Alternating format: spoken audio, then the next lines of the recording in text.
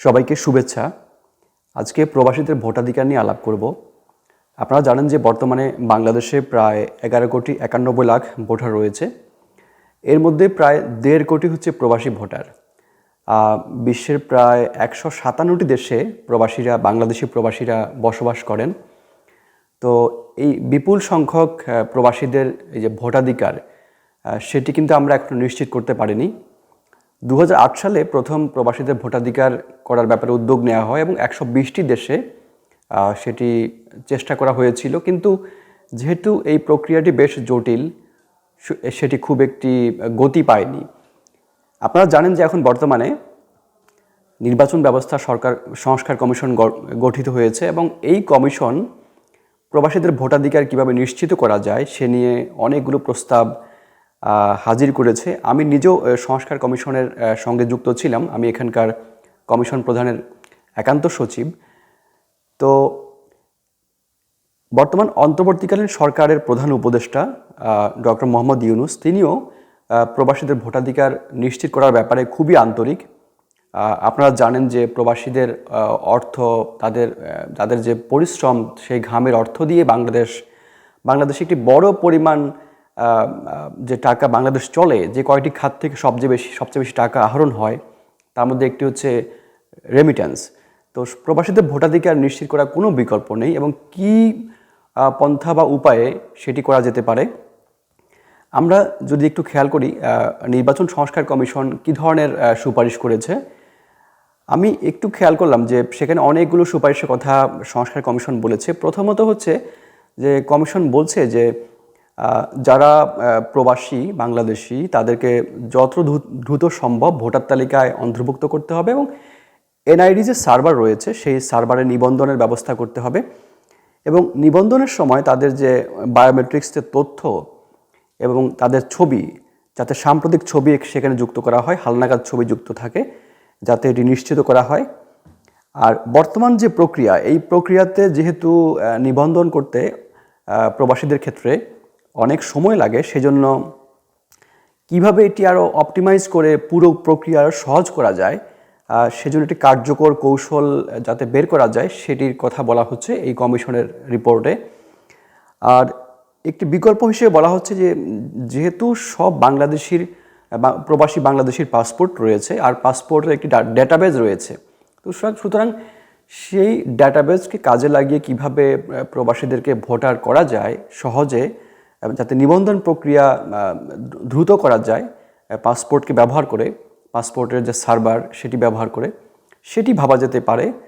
আর সংস্কার কমিশন থেকে বলা হয়েছে যারা এই যে যদি ডিসেম্বর 25 অর্থাৎ এই বছরের 25-এ যদি জাতীয় নির্বাচন অনুষ্ঠিত হয়, সেক্ষেত্রে সেপ্টেম্বরের মধ্যে যেসব প্রবাসী ভোটার তালিকায় অন্তর্ভুক্ত হবেন তারা যাতে ভোট দিতে পারেন নেক্সট জাতীয় ইলেকশানে, সেটি নিশ্চিত করার কথা বলা হয়েছে এই সংস্কার কমিশনের রিপোর্টে।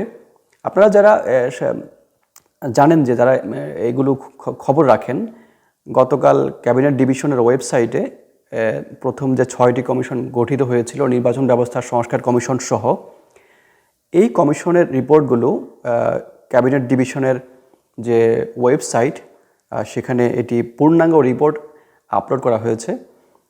নির্বাচন সংস্কার কমিশনের রিপোর্ট প্রায় 331 পেজের। তো আপনারা সেটি দেখতে পারেন যাদের আপনাদের আগ্রহ রয়েছে যে সংস্কার কমিশন কী কী সুপারিশ করলো, বিশেষ করে প্রবাসীদের ক্ষেত্রে তাদেরকে কীভাবে ভোটাধিকার নিশ্চিত করা যাবে।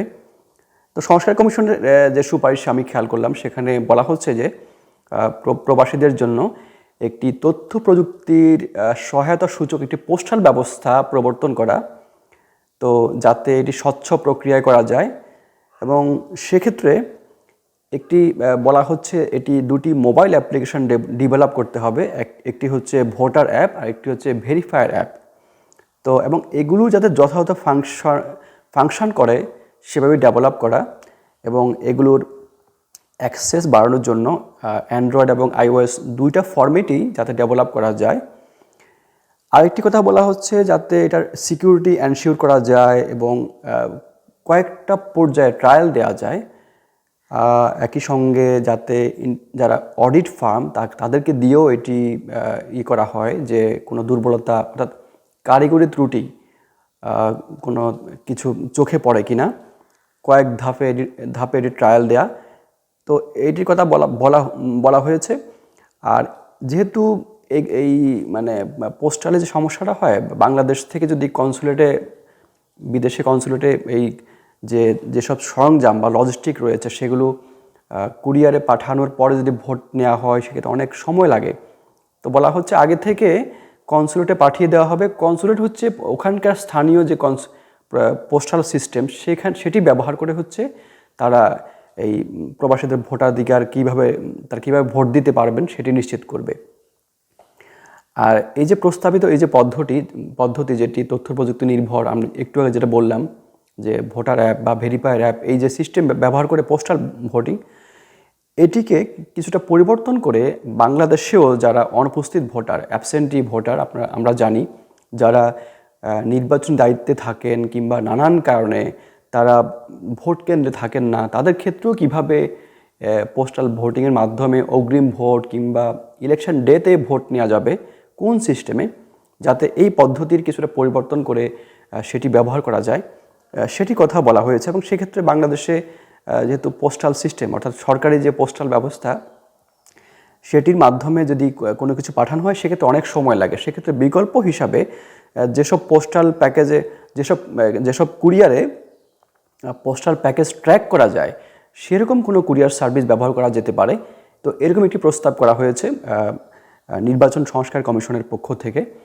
তো আমরা আশা করি যে যদি এই পদ্ধতিগুলো যথাযথ ব্যবহার করা হয় এবং আস্থায় নেওয়া যায় সেক্ষেত্রে অন্তত এবার থেকে আমরা দেখব যে প্রবাসীদের একটি বিরাট সংখ্যক মানুষ তারা তারা ভোট দেওয়ার সুযোগ পাবেন। আর এটা আবশ্যক তাদের ভোটাধিকার নিশ্চিত করা, কারণ হচ্ছে তারা একটা 1.5 কোটি মানুষ যারা দেশের কল্যাণে তারা বিদেশে পড়ে থেকে তাদের পরিশ্রমের ঘামের অর্থ দিয়ে দেশের উন্নয়নে অবদান রাখেন, কিন্তু তারা যদি এখানকার নাগরিক হিসেবে ভোট দিতে না পারেন সেটা তাদের মৌলিক অধিকার কিংবা বাক স্বাধীনতা ভোটাধিকার থেকে তারা বঞ্চিত হবেন।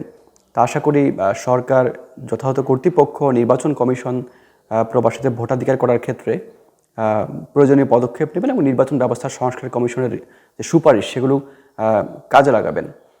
তো এতক্ষণ আমার কথা শোনার জন্য আপনাদের সবাইকে অনেক ধন্যবাদ।